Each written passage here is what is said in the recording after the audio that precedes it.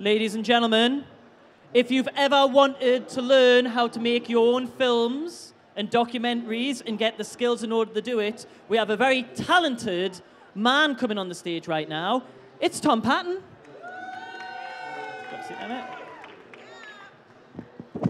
Hello, you lot. You all right?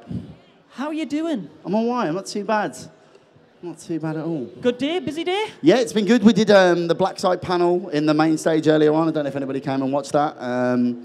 Yeah, and, you know, things are good. I'm about to go and do some additional shooting for the movie next week. We're adding a few cooler extra scenes just to fill out some spaces. So I've been in production headspace and just getting all that ready. So, yeah, things are good, though. Can't complain. Do you want to give us a little preview about it? Now, you've mentioned it before we get into the whole filmmaking side. So what can you tell us about Black Site? Okay, so Black Site is a supernatural action film. I call it Lovecraft meets The Raid. But it's a very John Carpenter-esque film as well. I mean, my sensibilities as a director really lie in 80s movies and you know, that sort of, not really in the nostalgia-driven stuff. I kind of see myself as born in the wrong era. Like, I really should have been making films in the 80s as opposed to now. But just in terms of how I use the camera and stuff. But fortunately for me, Stranger Things made that cool, and it's helped my career no end. So that's been good.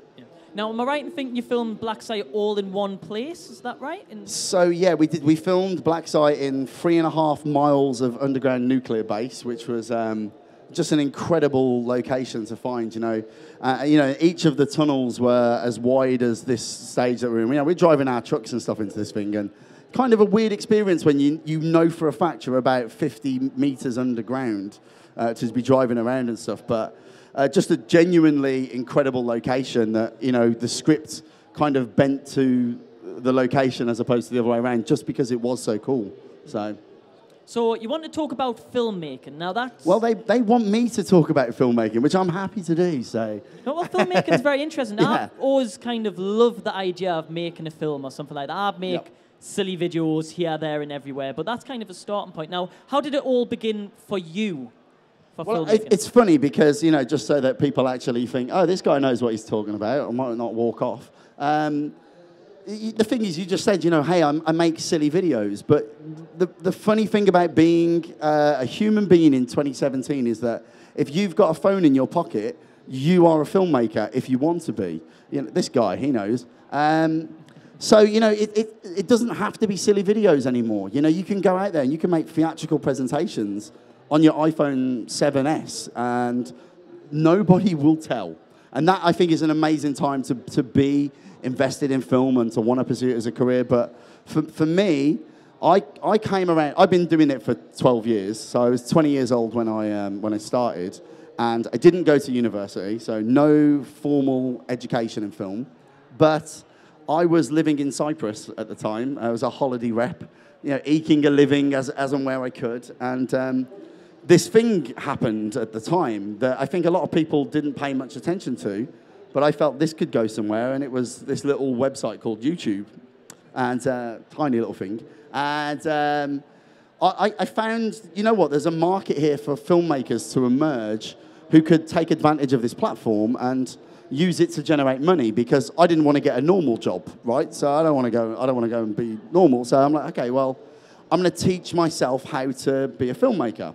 So I brought a camera, a really cheap one, like £300, mini DV tapes at the time. That was like such a thing of the past now, and to think it was only 12 years ago is hilarious. I think I've got like 7 of them in a drawer somewhere from just stuff like, I've filmed. Yeah, I use them for like weighing papers and stuff down there. But I kind of felt, okay, look, you know, the equipment is there, the ability to edit is there. More importantly, the ability to find an audience was there. I just need to figure out who the hell is going to buy my stuff from me. So I very quickly found nightclub videos, and I started filming live events, and I started finding out, okay, who are the DJs that are going to be big coming up, and I'll go and speak to them now. You know, so you've got to be very sort of forward-thinking. Got to be very active about how you approach this kind of thing, and make the opportunity yeah, happen. you know, I met little guys like Calvin Harris, and I was like, hey, dude, why don't I make a video for you for 300 quid? And he was like, yeah, I got no money.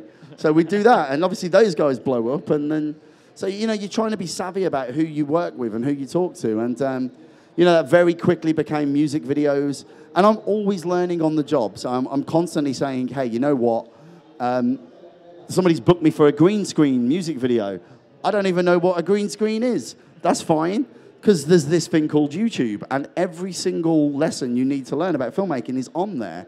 You just have to be willing to spend the time to teach yourself, right? So, you know, it became, I call it, like, that whole period for me, from like 2005 to like 2010, I was at the University of YouTube, making money from YouTube.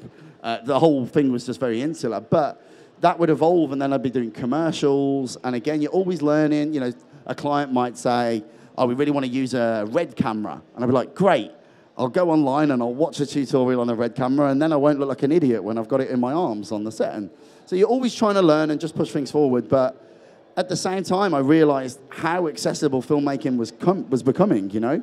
DSLRs happened, and then smartphones happened, and I mean, it's funny because the phone in my pocket now, I've got an iPhone 7 Plus. That thing is so much more powerful with such a better image than the camera that I was making genuinely decent money off of 10 years ago. And so I felt, you know what, actually, I think there's going to be a big shift in the market here. I think people are going to start to be like, I can make my own content. I can make movies. And I don't want to be the guy that's playing catch-up. I'm going to try and get out in front. And that's exactly what it did.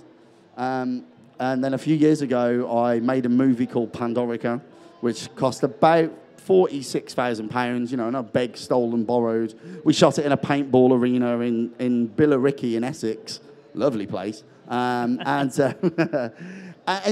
you know, and then came to put the film out there. And so I was like, right, we can do this. And, you know, on my own, off my own back, we got it a theatrical release in the UK. You know, Empire, Total Film, Guardian, everybody's writing reviews about it. And I took that as a real sign of, you know what, I think I've just pulled it off. And very quickly, I did a second film called Redwood.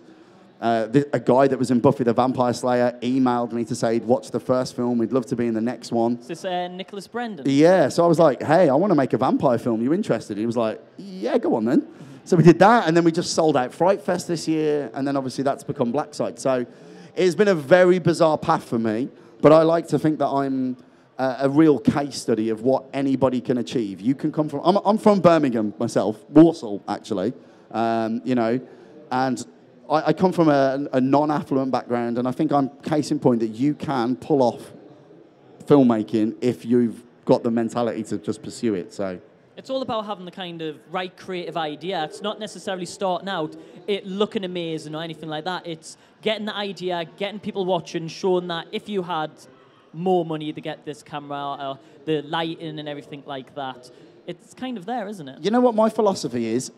Don't let cameras and lighting and all that stuff hold you back, because, you know, I hear it all the time. It's like, oh, hey, if I'd have had an Alexa, that £100,000 camera, my film would have looked amazing. No, it wouldn't. You're a rubbish filmmaker. It's never going to look good. But I've been to screenings of films shot on iPhones and been just blown away by them. I will say the best tip I can give about making a low-budget film feel expensive is your sound. And it's the one thing that everybody keeps overlooking. They don't pay any attention to it. And it's that one key area that you should approach from the beginning. How am I going to make this sound good? I mean, you've all seen Paranormal Activity, right? That's a film shot on essentially CCTV cameras, but the sound is impeccable, so you buy it. But imagine an incredible movie and the sound is rubbish, like that Tom Cruise Mummy trailer that leaked earlier this year, and it becomes a joke. So, you know what, I think a lot of too much emphasis is put on your image and not enough on the sound, and, you know, that's kind of a little trick as an indie filmmaker you can use. And my films one's a post-apocalyptic film, one's a vampire movie. I've just made this big Lovecraftian action, and of course, there's things in there, I'm like, I'd love to be able to show that, but you can't, because you don't have the money for that. But you can let them hear it. And sometimes that's actually more powerful, you know. You can focus in on something and make sure the sound of what you're trying to get across is there. And people will have a better time with that than they will necessarily with you CGI Man of Steel destroying a building for 20 minutes, which I went to sleep during, personally. So, you know, it's, you know, so there's always tricks and ways to get around that low budget. I personally don't believe we'll even use the word low budget soon enough, because I think the gap between those low budget films and those high budget films is getting shorter and shorter, to the point where if you look at someone like Gareth Edwards' Monsters, I mean, that was like 7 years ago, and look what he pulled off. There's kids, you know what, you four here are probably putting stuff on YouTube that puts me to shame, and I think that's incredible. I think that's amazing, and that's where filmmaking's going, and I think that soon enough, all that's going to count is, are you a good storyteller? Can you make a good film? Not what camera you've got or how much money you had, you know? Now, talking about storytelling-wise, what kind of inspires you and gives you ideas on what your next project's going to be? So once Black Site's all sorted for you and you've kind of moved on, you've kind of, no doubt you'd be like me a bit, when you're creative, you're overcritical on your work, and you always think, what can I do better? What kind of pushes you to do that next project? I think the reality of the situation is, it's twofold, right? One, I'm a filmmaker, so I have an innate desire. I want to get up in the morning, I want to tell stories. But also, let's not pretend. I've got such a pet peeve with directors that are like, I'm just in it for the art. What, you don't like the money? Of course. Like, there's an economics to it, right? You've got to pay your rent. You know, I've got 2 dogs to feed. So it's that drives you, you know, it makes you get in the morning. And I think that, again, we live in an era where filmmaking's so democratized, you can be as passionate about getting up and making films and making money as you would if you decided to buy a bar or open a shop. So that, for me, is a motivator, and I don't really respect directors that don't say it isn't, because I think they're lying. But at the same time, you know, you've got to have a drive. There's got to be a story you want to tell. I mean, from my perspective, I try to look at things that are going on in the world or in my life that, you know, strike a chord with me. And I'll always try and make the character first, or I call it theme, all right? So, for instance, when you say to somebody, what's your film about? There's 2 ways of talking about that. You can talk about the plot of the movie. You know, so-and-so went to the underground nuclear base and has lots of fights. That's a plot, right? But what is your film's theme? What's the thematic drive? For me, Black Site was, you know, don't believe the labels people put on you. And every character I write comes from that thematic push. So Ren, the lead character in Black Site, she gets told, you can't do this job, you're not capable. And that's a label that society's put on her. And she spends the rest of the movie proving society wrong. And you need to get that in place. And the other thing you need to remember is theme is the most important thing, not just for your main character, for every single thing in your script, for every single thing in your film. So if I'm going to, what I do is I'll write, like, for instance, we'll take Black Site again. You know, the theme was don't believe your labels. I write it on masking tape. I stick it on the top of my MacBook. And I remember everything I write from this point forward, everything I edit from this point forward, if it doesn't mean or doesn't represent some sort of argument for that sentence, delete it.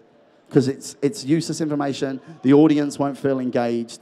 So, you know, like all the other characters in the film are a different version of labels. You know, one character's girlfriend's left him because she says he's boring.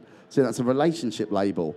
Another character, everybody thinks she's a stern, mean old bitch. But, you know, she is, and she's comfortable with it, and she's comfortable with her label. So you're trying to drive that forward. And as long as at the end of your project, the end of your script, the end of your film, as a director, you definitively say what your opinion is on that theme, but that there's all these other arguments you can take, the viewer's going to feel satisfied. And I've watched so many movies, big budget, low budget, if the theme isn't there, you don't like the movie. I mean, okay, this lady at the front, what's your favourite movie? Just pick one of your top 10. Deadpool? I wonder why you would say that. Okay, for instance, you know, look at Deadpool. Deadpool's a film, a comedy, you know, it could just be jokes after jokes, but would it have made $750 million at the box office? I don't think so. Thematically, for me, when I watch Deadpool, this is about a guy being told this is the end of your life and then refusing it, you know, and it's very nihilistic, but that kind of suits the theme. And every single character in that film represents that same argument. You know, the villain is trying to extend his life. The girlfriend, her life's at danger. You know, the X-Men that come in, you know, they're sort of waiting for their lives to begin because they're not out with the other X-Men. The theme is encompassed in every single character, every single plot point, and that's why it's a good movie. But, you know, you can look at a film like, I said it, so I'll keep on hammering it, like this year's The Mummy. No theme. What's the theme of that film? Women find Tom Cruise attractive. No shit. I could have told you that already. You forgot the running. You know, if Loads it's of running. not a Tom Cruise film, it doesn't run for at least 50% of it. But do you know what I mean? So I think if you look at the movies that you enjoy as a fan, and you study them, you'll see all your top 10, they're very, very keen on theme. It's always one sentence. It's very concise. You can encapsulate it straight away if you really think about it. And you feel satisfied, you know? You feel like I walked away, and it doesn't matter if it's a genre movie, a drama, a comedy, you'll walk out of it and you will feel like you were told a complete story. But if you don't concentrate on theme, if you take that out, all you've got is plot. And I think 5 Transformers films, I can tell you that plot is not that interesting, you know, so. No arguments on that one here. So you've got the script, you've got the storyboards, comes up the filming. Do you ever find it tough kind of getting that vision from the storyboard and getting it applied to what you see on the camera at the time? Look, okay, here's a little director's trick. If you ever find yourself directing, every morning you're going to think, what am I doing? Oh, God. But never let the crew see it. You come onto set and you be confident and you make sure that as far as everybody else is concerned, you know what you're talking about. But also, you've got to be comfortable with the fact that, you know, filmmaking is an art form. You know, when somebody starts painting a picture, they've got an overall idea of what they want the picture to turn out like, but you might go suddenly off kilter with a brush stroke, and you've got to adapt to match that mistake that you made, and you will make mistakes on set. You will shoot things in a way that you won't realise has a big effect on that scene that you're not shooting for 6 days. And so all sorts of things will come in your way, but what you can't let it do is phase you. You've got to be so pragmatic on set, because my opinion on the matter is, and I've tried this, you know, I've been in it long enough, doing music videos and that, I'll come to set and I've got a very definitive, hard vision for what I want. Yep. But here's what happens in reality. You get to the location, it's not what you thought it was going to be. So you've got to change that little element. And then you find out that the client or the investor that's paying for the product, totally different idea to you. And if you argue with him, you're going to be on the first bus home. So you've got to incorporate that now. So you're constantly being pragmatic, and you're constantly being collaborative, and you're finding a way to, because the other thing, you might have a very specific idea for an actor, and they just can't do it. What are you going to do? Just keep going and hope it works out? Like, no, you've got to be pragmatic. You've got to, adjust. And a great example on Black Site. So Elena was in the movie, who's sitting in the audience here. Hi. And we were shooting one of the early scenes, and, there's a lot of script on the page here, and I lose this location in about 4 hours. I've got to move on. And the sun's coming up, and this scene's set at night. So you've got to very quickly get a pen out, not let the crew know. You're like, oh, guys, I'm just going to go for a 5-minute break and go into the toilet or something. Get your pen out. You're letting all the secrets out, the cast and crew now. That's the point, right? That's why you're sitting here. If I was like, oh, I'm really great, I know what I'm doing, you'd be like, get lost, mate. Look, the reality is you have to be on your feet on set. You have to be able to make adjustments. You have to be able to do them in a collaborative manner that doesn't upset. And as long as you stick to what I said earlier, as long as you remember the theme, remember what you were trying to say, there's always 20 different ways to say that theme with this scene, you know? We had loads of different dialogue and loads of actions that were supposed to happen. But actually lying her down on the floor and bringing the makeup artist in and putting that in, it said the same thing. And I could get it done in 20 minutes instead of, 3 hours, and that means I was going to beat sunlight. So, you're always trying to adjust and trying to think on your feet. And filmmakers that are rigid, that will not move, they've either got one or two things. They've either got a lot of budget, and respect to them for getting there, because that's hard to achieve. Or number two, they've got no career and they've got no film, and they're just bigging themselves up. Because if you're not pragmatic at low budget, it's over for you, you know? Now, one of the things I hate when doing video is the editing process. And I've heard many people say that they've got just so many scenes that are very similar and it's hard to pick one. And I can't remember who it was, but a famous director said that usually if you delete your favorite scene, it makes the film work better. Have you ever had that sort of thing happen in the editing process? I think everybody's got a different approach to editing. I mean, one of the things, again, I go back to the University of YouTube, and I can't encourage this enough. There are too many directors that don't know how to edit. They don't even understand the process of it, They're like, oh, I'll finish the film, and I'm going to show back up in 6 weeks and watch a cut. The problem with those guys is they don't really have a vision for what's going on. For me, because I'm an editor, and I spent so many years on YouTube learning how to use Adobe, learning how to use After Effects, figuring out because at the end, when I started out, I was 21, 22, the crew is me. I've got to do the makeup. I've got to do the editing. I've got to film the thing. So you get very good at all these elements. And I think from a filmmaking perspective, you need to have an understanding of all of it. And there's no excuse not to, because all the information is on YouTube. If you can't give up a week to watch YouTube tutorials, you have not got it in you to make a film, because that's giving up your life for a year. That's like, you know, saying, no, I can't come out this weekend, lad. Sorry. That's like, oh, I'm sorry, wife, I'm not going to be home for dinner. You know, there's a commitment you've got to make, and you need to commit to learning your stuff, and editing is your most important bit. And the reason is, that is the final draft of your script. That's the bit where you look at what you had on paper, and then you look at what you got in reality, and you figure out how to make that into that. Because I guarantee you, elements will not line up, and you still need to remember your theme. So even when you're editing, you're trying to keep the scene thematically on point. And if you give it to another editor, and this guy doesn't understand your theme, it doesn't. Maybe it's something important to you. So like, maybe you had a bad boss at work and he treated you bad. So you wrote a film about what makes a good leader. And then you give it to this guy, this editor, and he's been self-employed for 20 years. And he's like, I'm the best boss ever. He doesn't understand your theme. And so if you don't understand the process, how can you guide him to get the theme in place? So I think it's very important to edit. And I do also think I do what's called a butcher cut. So like, I'll edit the film, I like it. Then I'll show it to a load of people and I'll get some notes. I always use this thing called the rule of three. So if one person says it, it's an opinion, you know. I might not agree with it, I might agree with it, but it's an opinion. If two people say it and I don't agree with it, I need to at least investigate, because two people saying the same thing that I don't agree with might mean I'm wrong. But if three people say it and I still don't agree, I don't care, I delete it.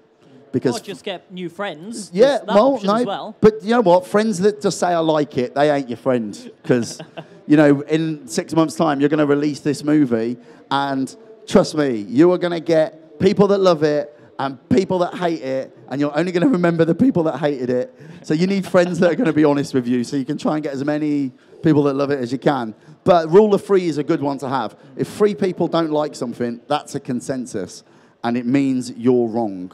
Whether you feel it or not, you know, that's how I see it. And it's always served me well. And then the other thing I'll do is I'll do a butcher edit, which is I will intentionally destroy my own film. Like, I'll go, okay, what's the version of this that, you know, somebody else would make? And I'll go and I'll edit that version, and then I'll watch it and be like, yeah, I was totally right the first time. But at least I know, at least I did it, and it's done, you know, so. Well, that is absolutely brilliant. Thank you for kind of talking us through the process of making a movie and making short documents. And you're right in what you're saying. Everyone has the opportunity with the phones and everything like that, using YouTube and everything like that as well, is a great. Now, where can we find your videos on YouTube and social media as well? If you'd like to share okay, that. so you can check out Pandorica if you haven't, which was the first movie. That's on Amazon Prime now, free to watch on Amazon if you've got that. It's on iTunes. You can buy it on DVD, Blu-ray, and all that jazz. You can check out Redwood as of March. It's out on Blu-ray and DVD in all major stores. It's going to Sky Movies. It's in cinemas February time as well. So, and I'll be doing lots of tours and talking then. And Black Site, we'll be doing the festival scene next year, and then we'll see. Maybe it will get a release around Halloween. I think we've got some questions. Have we got time for it? Yeah, we can do a few quick questions. Yeah. Let's do it. You first, sir. Is the Redwood horror? Is it a horror? It is, yeah. So it's a horror film, but it's also about characters, you know. I think there's a lot to it that, you know, people are going to like. Check it out. Tell me what you think. Who was your inspiration? For which one? Like, to become... To become a filmmaker? Yeah. Oh, okay. Okay, so when I was... How old are you? 12. Okay, I was about 12, right? And I swear to God, I was convinced I was going to be an archaeologist because I love Jurassic Park so much. And then I found out that meant messing in the dirt, and I was like, oh, actually, I've got fairy soft hands. That's not for me. So I sort of then got into comic books, and then comic books became, how do I do this for a living? You know, how do I, you know, get out there and tell stories? And filmmaking became like a real outlet for me. You know, it's it was just a place to go and learn about things that were outside of my remit. And soon enough, I decided that's actually what I wanted to do as well. So, you know. I think everybody you know if you're a filmmaker, you know it in your heart, right?